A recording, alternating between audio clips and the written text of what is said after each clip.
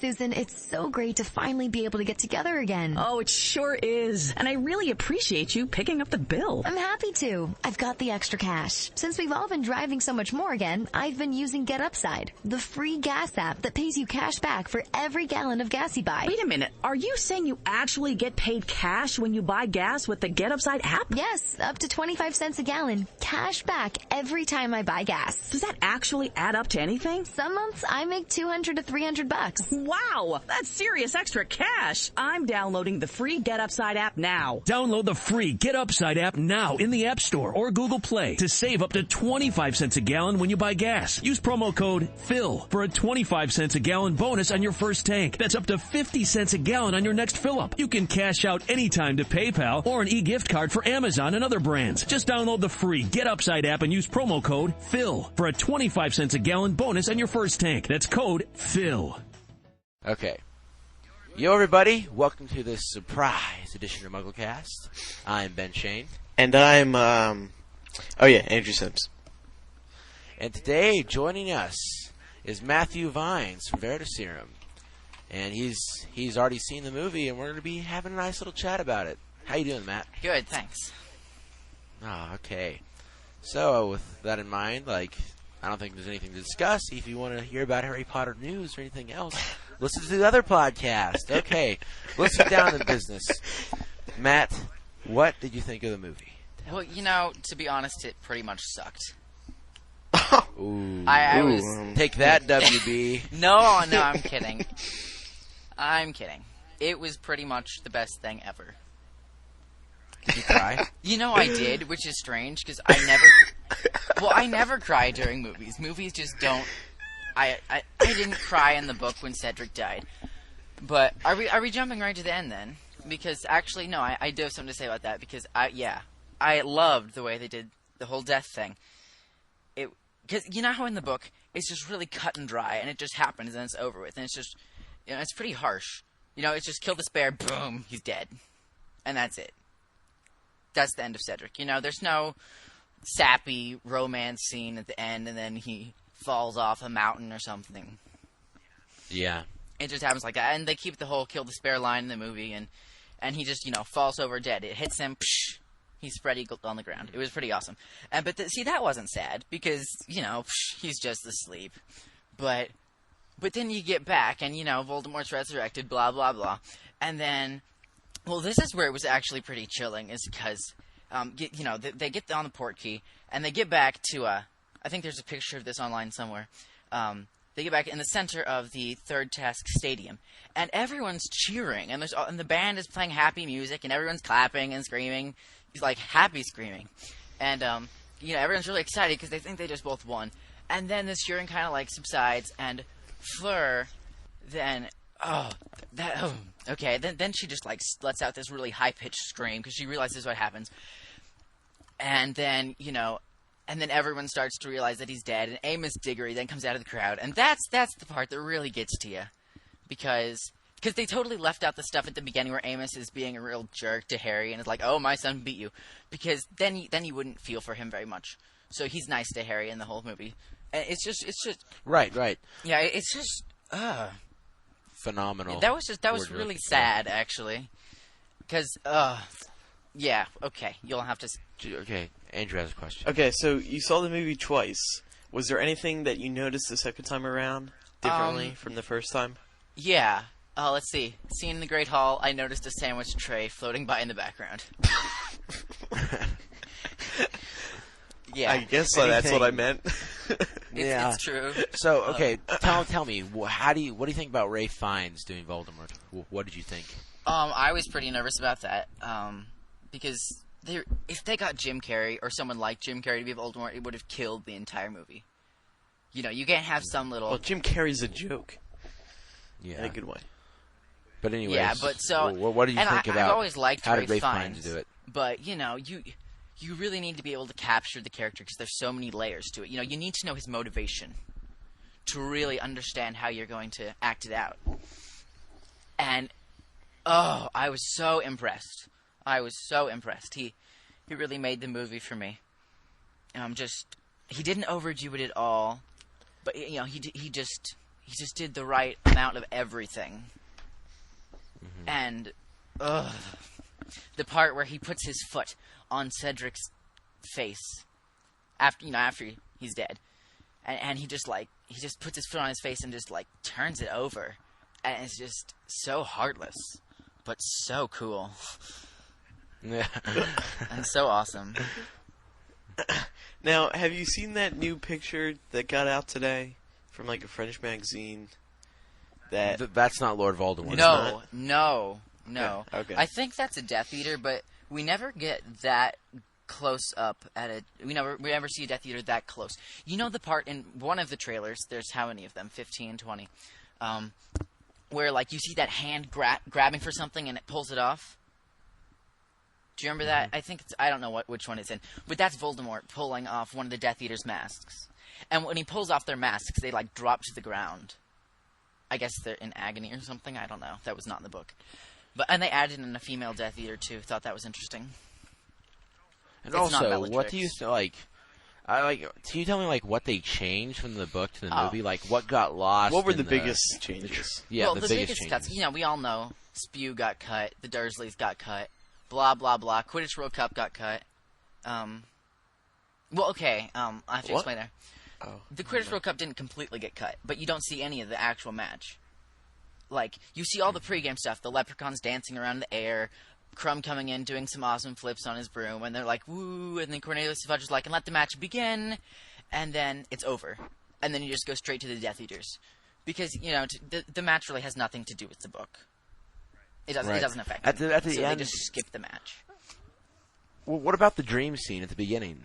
Is that pretty cool with Frank Bryce? Oh, yeah, Frank Bryce is in it. He's in the first scene. Oh, the first scene was really cool. Just the way they did it. It's very thriller-ish. And does Harry wake up at the Dursleys? No, he wakes up in Ron's room. And No, I meant, did he wake up... Yeah, did he wake up at the Weasleys? Yeah, and then he's like, oh, scary dream, blah, blah, blah. Okay, so... And what about the Ministry reaction, like, at the end? Like, the parting of the ways or whatever? Did that get cut? Yeah, I was a little disappointed that got cut. Because then you have to include the beginning of the fifth movie. And, they also left out a couple big things that I wasn't expecting them to, like the fact that Barty Crouch Jr. dies. That's left out. All you see of him is Snape and him in a room alone. And then that's all you'd say he's still alive then. So, if you haven't read the book, you would just assume he's still alive and, he might come back in number 5. And they had left out Rita Skeeter being a beetle. But Miranda Richardson rocks. She rocks the house, the hizzle. So for those you don't know, Miranda Richardson played Rita Skeeter, just to clarify that. What? Yeah. Oh, I was just clarifying for the listeners that Miranda Richardson played Rita Skeeter. If you don't know that Miranda Richardson plays Rita Skeeter, you don't deserve to be seeing the movie. Oh, ooh. And if you don't know that William Melling plays the new first year named Nigel, you don't deserve to be seeing it either. Actually, I'm kidding there. Oh. Because who knows that? But he's cute. Yeah, you do. Warner Brothers is going to be losing a lot of money if you go by Matt's rules. Yeah. I'll be the only person in the theater. You and Eric Skull. Yeah. What about Dumbledore? What about Dumbledore? Okay, that I didn't like at all. Is it better than POA? Oh, well, I love Michael Gambon, whatever. How you say his last name, I don't know. But was he better than Well, POA? he had a lot more screen time. But I kind of hated what they did with his character. And it's not his fault. He did a good job acting it out, but this is... Like, they just made him too weak in this one. And Harry sees lots of flaws in Dumbledore already. And Dumbledore's indecisive. Mm-hmm. He doesn't know everything. And, in the fourth book, he's not. In the fourth book, he is, almighty. Yeah. So, what about the scene with Harry in the prefect's bathroom? Well, what did you think about seeing Harry with his shirt off? Well, Moaning Myrtle certainly had some thoughts on that subject. I was just kidding. Yeah, jeez. Do you have any questions, like when you went in the movie, it was sort of, you had all these things lingering in your mind, like what's going to go on here? Was any of that answered? Well, the one big thing I was worried about besides Voldemort was that the action would completely dominate the movie, and it would just turn into one of those stupid summer blockbuster things that has no substance. You know, because the book has so much action, and Newell was always talking about how he just, chopped out all the subplots to make it a thriller, which could be really cool, but that it could also be really stupid, Just like, oh, let's have action, let's have a dragon, let's have mermaids, blah, blah, blah. Well, where's the plot? But no, they actually did a really good job of incorporating enough to give it a really strong base, substance, whatever. So do you think they did? Do you think they did a pretty good job being able to transfer over a 735-page book to a 2.5-hour movie? Well, do you think that it was reasonable the way they did it? Pretty much. But I still think they should have opted for a 3-hour movie. I mean, Lord of the Rings is 6 hours on the DVDs and 3.5 hours in the theaters. And those were really, really successful. Oh well, they still don't get it. Do you talk a little bit about how, have there been any changes in, the acting, of the trio from Prisoner of Azkaban to Goblet of Fire? Have they improved a lot, or have they sort of stayed the same, or what do you think? Let's see. Dan's crying scene is a whole lot better than it was in the third one. Thank goodness. Because that was embarrassing in the third one. Well, what does he say? There's some line he says, "They killed my parents," or whatever. Well, no, and he's just Doesn't he say that in every movie? He's just kind of sniffling, and he's like, and then Hermione pulls off his cloak. Does he have any tears? No. And he's just like, I'm gonna find him and I'm gonna kill him. Yeah, I'm gonna find him, and when I do, I'm gonna kill him. Yeah. Time. No. Yeah. So that was the lamest thing in the third movie. And I remember some interview where Alfonso Cuarón was like, yeah, they really had to dig deep for those emotional scenes. I think they did a great job. No, that was the worst thing about the third movie. I was really embarrassed to watch it in the theaters with other people because, I'm watching that movie and thinking, oh, never mind. But this one was a lot better. He's still got some room to improve with his crying. But, let's see, one thing that made it better is that he actually had something real to cry about in this one. Where in the last one it's like, oh, Sirius Black is my godfather, let's cry. And the audience doesn't really feel for him in the third one when he's crying. It's like, who cares? Were there any corny parts in Prisoner of Azkaban where he's like, woohoo, I'm flying on a hippogriff, I'm king of the world? Well, I actually didn't think that was that corny. That? I kind of like that part. But, well, there is one line that some people might think is corny. I actually didn't think it was that corny. I liked it. It's just when Harry walks into the Weasley's tent, and it's like, whoa, this is 5 times bigger than it looks. How cool is that? He has this line, he's like, I love magic. And I don't know, he does it pretty well, actually. You could have done it really cheesily, but I like the way he did that. So, no cheesy parts are coming to mind, but I think there were a couple. I think we need to go back to the graveyard scene. Just give us the description of what happened there. Okay. Big spoiler right here. Voldemort comes back. Dun, dun, dun. So what did you think about the way that Steve Kloves interpreted the whole graveyard scene where Wormtail was brewing the potion, the bone of the father, the blood of the enemy, the flesh of the enemy, all that? What did you think? It was so creepy. I actually, I acted out that scene tonight at this Halloween party. But never mind, because they had a spare bone there and a cauldron. So what did you think when he cut his own arm off? Did that get pretty bloody? No, or you don't see the blood. You see him bring the knife down till it's just stuck really, really close to his arm, and he's moving it really fast, and then it switches. Because you don't want to risk an R rating and have all this blood and guts. Yeah. And no one needs to see the blood streaming out to get the idea that he just cut his wrist off. Or cut his hand off. What about the priori incantatem? Did the spirits come out and all that? Well, there was one thing where I think they should have included in that they didn't, which is how it picked up Voldemort and Harry and transported them away from the Death Eaters. They didn't include that, but they did have the nice little ring. It took a while for it to form, but they eventually got the nice ring around them. And then Adrian... Did Harry's parents come out?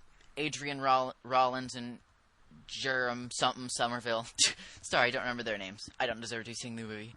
But, they came out, and they were just like, Harry, you don't have much time, but we'll give you time. Go back to the Portkey. Yeah, and then Cedric was just like, bring my body back, Harry, bring my body back. So that's pretty much all the same. And then, but Harry didn't have any trouble getting back to the Portkey like he did in the book. He was just, he didn't even have to think. He was just like, Osseo. Yeah. What about Stanislav Ianevsky, whatever, I can't pronounce his name. What? Yeah, Stanievsky. What did you think? How did he do Crumb? He only had one line. Really? Well, which was? I think it... Hermione. No, What do you mean it only had? That's Grop's line. But it's just, hey, have you ever heard him talk in the TV spots or trailers? No, he doesn't do much talking. Because that one clip that was released in that huge batch the other day, where Hermione was saying something about he's more of a physical being or something, which is true in the movie. He has one line. That's to Rita Skeeter. He's just like, "Get out of our tent. It's for champions and friends of champions." Yeah. Does Hagrid make some good appearances? Yes. Well, I mean, with the Yule Ball, obviously. Yes. Well, he doesn't do all that much in the Yule Ball, but you get a whole lot of the Hagrid. We've seen a lot of. Well, there's just that one shot of him and Madame Maxime dancing, but that's it. Oh, right. He doesn't have any, and they cut out the whole he's a giant thing. So where does he play a big role? Let's see. There's a couple scenes that, like the one that was on Extra, I think, or E or something. With the one where Harry goes to see the dragons, and Hagrid's got the flower on him, and then Harry sticks his tongue out. Oh, that might not be. I don't know if that's in the clip or not. But Harry sticks his tongue out because he's disgusted that he's in love. But the funniest part is when Madame Maxime takes something out of Hagrid's beard and eats it. It's so gross, but it's so funny. How does the movie end? Out of curiosity, how did they end at the very end? Yeah. Well, let's see. They added in some stuff that wasn't there and cut out a lot that was, with the end at least. Can you describe how it the ends? whole Cedric honorary thing in the Great Hall. Everything's black, and then Dumbledore's like, blah, blah, blah, we need to band together. Some stuff he actually says at the beginning of the 5th book.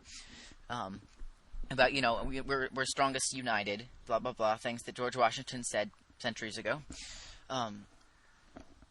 What about, and then Hagrid saying, we'll have to, at the end of the 4th book, doesn't Hagrid basically tell Harry, what happens, and we'll have to cross that bridge when we come to it? They cut that. But Dumbledore does have some nice lines, and Cedric was a fierce friend. And then he says something about, blah, blah, blah, right to the burning end. And then they look at the sun streaming into the room. And then it switches to Harry packing up in his dormitory. And Dumbledore comes in and is like, I hate these curtains. I burned them in my 4th year. By accident, of course. Blah, blah, blah. That was so not there. And then he tells Harry, then this is the line that's in the very first trailer. Dark and difficult times lie ahead, Harry. Soon we must face the choice between what is right and what is easy. What's funny, at one of the screenings, some person was just like, amen. It's just like, okay. But yeah. Well, what about when Dumbledore announces Harry Potter? When Harry's name comes out of the Goblet of Fire. We see the reaction to some extent, but you go more in depth further after it happens, does Snape go off and that's all that? Another thing that I didn't like about Dumbledore's character. They made him untrusting. In the book, he knows Harry didn't put his name in, and he doesn't even question that, because he can read his mind. He just looks into it, and he knows Harry's just as bewildered as him. But in the movie, you see him in the trailer, and he's screaming, "Harry Potter! Harry Potter!" Yeah. And then you get to the scene, after that, where Harry walks into the room where the champions are, and then Dumbledore comes in, runs at him, lunges at him, and grasps his shoulders and is screaming in his face, "Did you put your name into the Goblet of Fire?" Yeah, that was a little strange, but they did add this. Okay, must say the adult actors in this are incredible. The ones we've already seen: Maggie Smith, Alan Rickman, Michael Gambon. Richard Harris. They're all they get more screen time this time. These old actors and the new ones are incredible Richard Harris. too. You mean Michael Gambon? Did I say Richard Harris? Yes. Yeah, Richard Harris gets a lot said of Michael screen You time. don't deserve. Then Richard oh Harris. my gosh. You don't deserve to be seen in the movie. You don't Well, no, they deserve- do have this nice time where they go to the. No, that would be mean. Okay, not going there. Let's see. Where was I? Oh yeah, Adult Actors Rock. Anyway, yeah, they have this lovely. The movie has really great foreshadowing. Like, not just foreshadowing things that come at the end of the movie, but things that come in like books 5 and 6. Which I don't know how they did the 6 stuff because they filmed this all before 6 came out. Maybe he's just good with theories. Like what foreshadowed something? But the that one thing I happened in 6? loved was there's this scene where Dumbledore it's just Dumbledore, Mad-Eye Moody, McGonagall, and Snape in Dumbledore's office. This is soon after Harry gets selected for the tournament, and Dumbledore is standing by his pensive, and he looks pretty weak actually. Like he's not a powerful figure there, which I don't like. But he's trying to decide what to do, trying to figure out what's going on. And so he asks Mad-Eye Moody to keep an eye on him. And then Mad-Eye Moody's like, that I can do. And, he kind of has this weird glint in his eyes. But then Maggie Smith, McGonagall, she tells Dumbledore that she really doesn't think Harry should be able to play. It's really dangerous, and obviously he didn't put his name in, and someone's trying to mess with him. And then she was just like, screw Barty Crouch and his rules. But then Snape was like, I think we should let him play. And it was, it's just this, conflict between McGonagall and Snape. And then Dumbledore goes, I agree. And then right after McGonagall had something like, so she's happy. But then he goes, I agree, ... with Severus. And that's the whole Dumbledore trusting Snape thing. Maybe too much. We'll see in book 7. But, so that was nice. They did a little too much Moody foreshadowing. Like, it was so obvious. Because, the scene where you see someone walking outside of Hogwarts?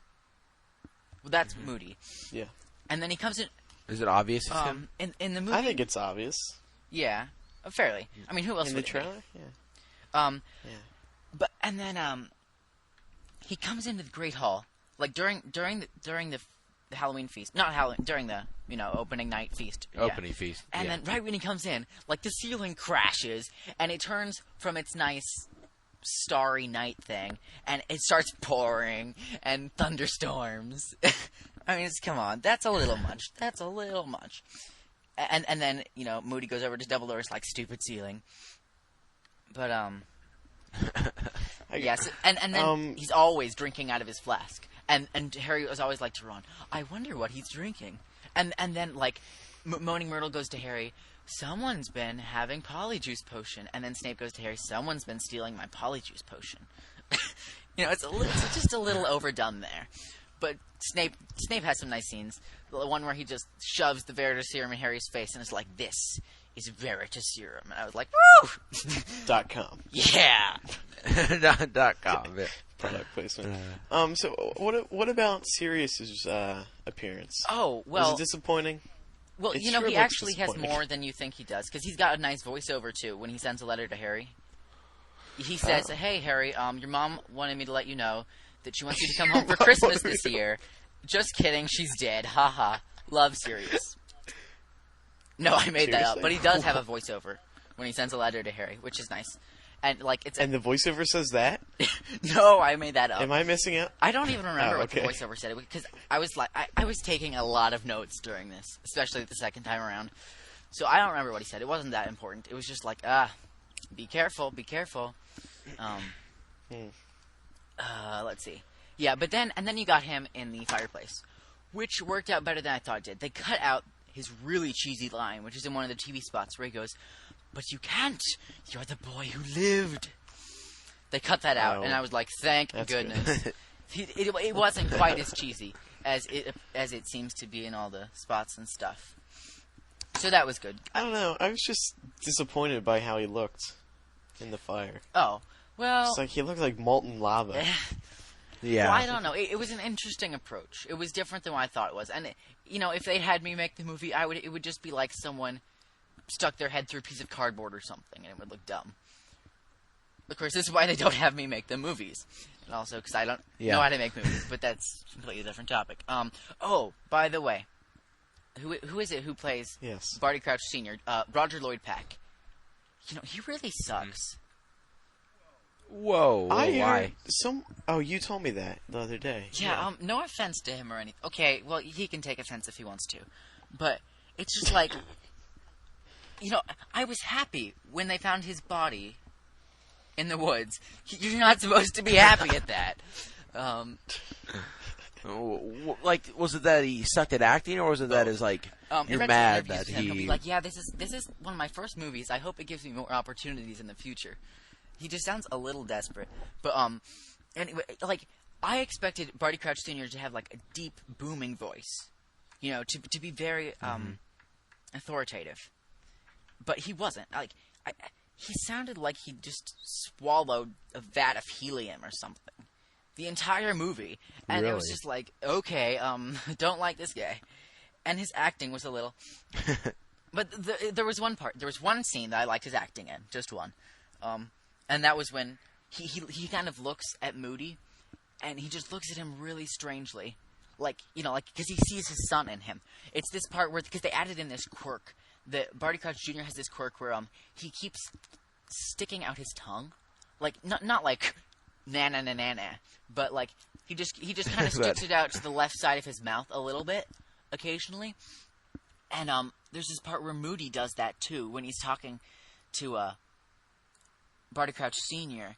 And that's when Barty Crouch Sr. just gets, like, really creeped out. And then Moody can tell that he detected something. That's the scene right before you find his dead body. And, you know, it was kind of scary to see his dead body, but I was happy. He was the only actor I didn't care for, though. And that's saying a lot. Interesting. What about Katie Lung? What do you think? She just had a couple lines too. And she has a really thick Scottish accent, as you've heard. Yeah, like that one clip that was released where she's like, "Watch yourself, it's a bit icy on the stairs," which is strange. Or it's a bit icy at the top because he's already at the top. But yeah. That's her only scene in the movie, really. Like, she gets some other looking at him all provocatively, but that's her only real scene where she has lines in the movie. Well, there is this one part where, you know, when Cedric dies and she's all devastated, but don't think anyone feels of her after reading Order of the Phoenix. Okay, so... She was good, though. Like, if you were to compare this movie to the other three... Where would you rank it? Well, definitely a whole lot better than the first two, and I liked it better than the third one, too. Which is saying a lot, because I always go on and on about how much I love the third one. But, what... Is it very artsy, like Prisoner of Azkaban? I was just going to mention that. What I liked a lot about the third movie was that Alfonso Cuarón really, like, he changed everything around about the Hogwarts grounds, but it looked a lot better. You know, it just looked much more... artistic and gorgeous. Realistic, yeah. And Mike Newell kept that, but he added on to it. Like, because Mike Newell, you know, let's be honest, he doesn't get that much new scenery to work with, you know? Because Hogwarts is all laid out, but he does get the owlery. That's new. And so he made that his own. He made it like a lighthouse type thing. It's disconnected from all of Hogwarts, but it looks really cool. And it looks, you know, it's like another tower, but it's not connected to anything. I like the way they did that, though. It looked neat. Is WB coming to get you? Oh, can you hear them? Well, I'm out on my trampoline right now. So... We heard. Yeah. That is so Matthew Vines of you. Yeah. I'm not bouncing, though. This is Matthew Vines podcast. Yeah. Podcasting live from my trampoline in Wichita, Kansas. That is a new standard. We're always setting new standards. Yeah. Let's see. So, now I think we've covered the movie. Like, if we have any questions a little bit later, we can go back to it. But, Andrew participated in the junket. Matt was at the junket. I was the only one not worthy enough to be there. Or I had a debate tournament, so I couldn't. Worthy, that's for sure. Who on me? But, hey, you be quiet. But, what did you think? Like, Andrew, he heard their voices, but he wasn't able to see the reaction to questions and stuff. And like, what do you think about the actual, like, the actors, like Emma Watson, Clemence, Posey? Let's see. And I don't want to be too honest about some of them, but No, you do want to be okay. honest. Let's see. This is podcasting. Let's There's see. no rules. Mike Newell, I really liked him. He had a lot of these big hearty laughs, and they made me laugh because it's like no one else was laughing at them. It was all these inside jokes, and he thought they were the funniest thing ever. Which I found that funny. Like when he was talking about the script pages that came like 6 days ago, he just cracked up, and no one else was laughing, which made it a lot funnier. No, but he was really nice. He was genial and welcoming, and he was nice. David Heyman, open as always, willing to talk about whatever, which I like. He always has, even if the question sucks, he makes a good answer out of it. What is going on over there? It's like World War II. There's like planes flying and sirens going off. Yeah. Matthew Vines is sitting on his trampoline. Sorry, go ahead. It was good. Go on. I just had let's to see. That comment was on press conference number 1. Then we go to press conference number 2. Stan. He was crummish. Was he crummy? No. Well, I guess you could say crummy, but I just sort of got a feeling that he was like his character, which is, that's not necessarily a bad thing. But he wasn't quite as charismatic as some of the other people. He was just kind of more I don't know what word to use. I mean, he seems nice, but he seemed like someone that you would have to get to know better before you can have like long conversations with them. Do you get what I'm saying? Yeah, I understand. Then we go to Clémence Poésy. She speaks English really well. I was surprised because all of her lines in the movie are in French. She only has a couple, though. Are they really? She only has like 2 lines in the movie. And I think one of them is her when she just... Ow, okay, my ears just started to bleed. Yeah, that was when she Thanks for finds that. out what happened to Cedric. I would have done it louder, but it's, some people might be sleeping. So, yeah, she was really nice. I liked her a lot. And she was nice when I talked to her afterwards. And then Katie, I don't know how to pronounce her last name. The WB guy there who was introducing them all, completely butchered all of their names. So I can't, he was just like, and Clémence Poésy, that's not French. Katie Long, I don't think it's Long. I mean, yeah, I'm Matthew Hart. Anyway, she was pretty nice. She wasn't quite as talkative as Robert, who was talkative, but she was nice. Interesting. Okay, well, And then the third group. I think I said this in my report actually because I talked about them for a bit, but Rupert. I don't know where his mind was throughout the entire thing. He only answered a few questions. He forgot what one of the questions was. Yeah, we got off topic there. Yeah, that was really... I don't he know. answered the question, but he answered the question that was asked like 2 questions earlier. And Yeah. It was funny, because when he did that, Emma leaned over to Dan and was just like, he's answering the wrong question. so, okay, so I think that'll probably suffice for our special episode here. That was good. We learned a lot. Yeah, we did. If all of you listeners want to check over to Matt's site, that's veritaserum.com.